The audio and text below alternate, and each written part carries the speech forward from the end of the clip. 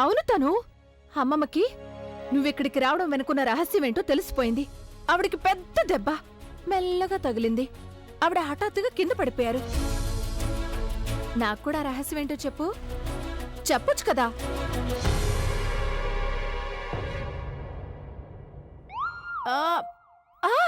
నా ఉద్దేశం ఏంటంటే అమ్మమ్మకి ఆ రహస్యం గురించి తెలిసినప్పుడు నేను చాలా దూరంగా నిలబడి విన్నాను. నాకు సరిగ్గా వినిపించలేదు. దూరంగా ఉన్నాను కదా, అందుకే నువ్వే చెప్పే. నన్ను కూడా కింద పడే నెమ్మదిగా. ఇప్పుడే పడేస్తాను, ఒక్క నిమిషం. Robin, yes ma'am. యాక్చువల్గా ఇక్కడ పార్టీ జరుగుతుంది కదా, అదెందుకు క్యాన్సిల్ అయిపోయింది? నాన్నమ్మ గారికి డాన్స్ చేసేటప్పుడు కళ్ళు తిరిగాయి, అందుకని అభి సార్ పార్టీ క్యాన్సిల్ చేసేశారు. అలాగా, సరే. అమ్మమ్మ పిలుస్తున్నారు. వస్తున్నానమ్మమ్మ. అమ్మమ్మ,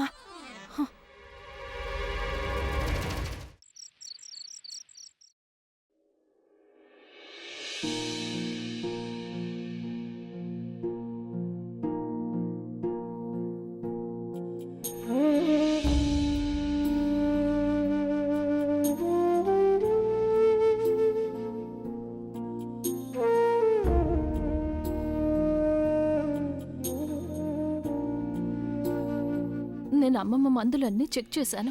డాక్టర్తో కూడా మాట్లాడాను. కంగారు పడాల్సిందేమీ లేదు. ఆవిడికి నయం నిజంగానే అయిపోతుంది. కంగారు పడాల్సిందేమీ లేదని నీకు అనిపిస్తోందా? ఈ టైంలో నేను ఎలా ఫీల్ అవుతున్నానో నీకు చెప్పగలిగితే బాగుండు.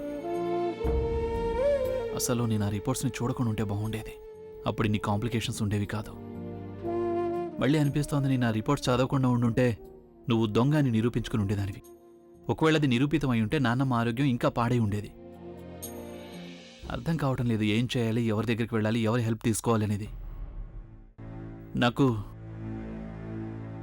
నాకు నువ్వు ఒక విషయం చెప్తావా? ఈ ప్రేమ, పెళ్లి, స్నేహం, ఈ బంధాలన్నీ అసలు ఎందుకు ఏర్పడతాయి? కష్ట సమయంలో ఒంటరితనం ఫీల్ అవడానికా? టైం బాలేనప్పుడు తోడుగా ఉండటానికా? లేక ఒకరున్నారు నాకు తోడు అని ఫీల్ అవడానికా? ఒకవేళ అదే నిజమైతే మరి అవన్నీ ఎక్కడున్నాయి? సంతోషాలు ఎక్కడ దూరంగా కూడా కనిపించట్లేదు నాకు. ఇంతమంది ఉండి కూడా నేను ఒంటరితనం ఫీల్ అవ్వాల్సి వస్తోంది.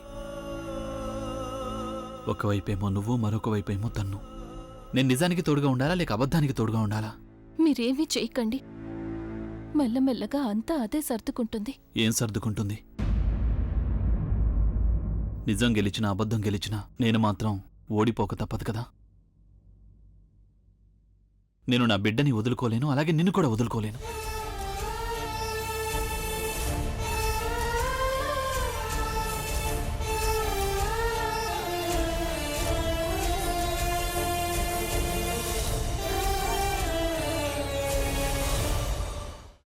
అమ్మా, అలాంటి వాళ్ళది నిజమైన ప్రేమ కాదు, అది వ్యామోహం. ఎగ్జాక్ట్లీ చిన్నత్త. నిజంగా ప్రేమించుకున్న వాళ్ళు అలా చేయరు. ఎంత మనసు విరిగిపోతే కన్న కూతుర్ని పట్టుకొని మా దృష్టిలో చచ్చిపోయా ఉంటుందా తల్లి?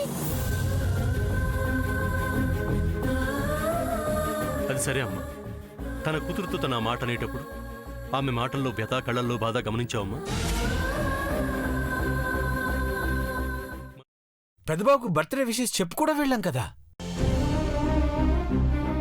ఊరికే ఎలా కాలిపోతుంది?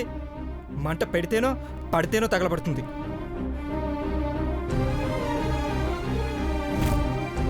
కరెక్ట్ చిన్నబాబు, నీకొచ్చినట్టే నాకు డౌట్ వచ్చింది. పార్వతే షర్టును తగలబెట్టిందనుకుంటా.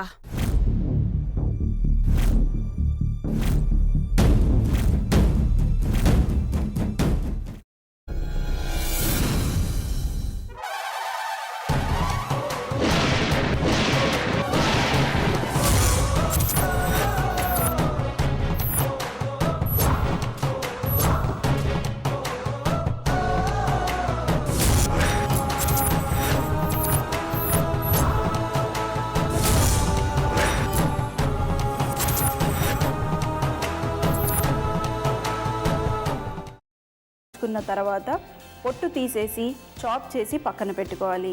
ఒక ప్యాన్లో కొద్దిగా నూనె వేడి చేసి అందులో ఆవాలు, మినప్పప్పు, శనగపప్పు, కరివేపాకు, సన్నగా తరిగి పెట్టుకున్న ఉల్లిపాయలు వేసుకుని 1 నిమిషం పాటు వేయించుకోవాలి. ఆ తర్వాత కాల్చి కట్ చేసి పెట్టుకున్న వంకాయని కూడా అందులో వేసుకుని బాగా మిక్స్ చేసి బౌల్లోకి ట్రాన్స్ఫర్ చేసుకుని అందులో తగినంత చిక్కటి పెరుగు లేదా పల్చటి పెరుగు వేసుకుని మిక్స్ చేసి అన్నంతో కానివ్వండి, చపాతీతో కానివ్వండి సర్వ్ చేసినా చాలా బాగుంటుంది.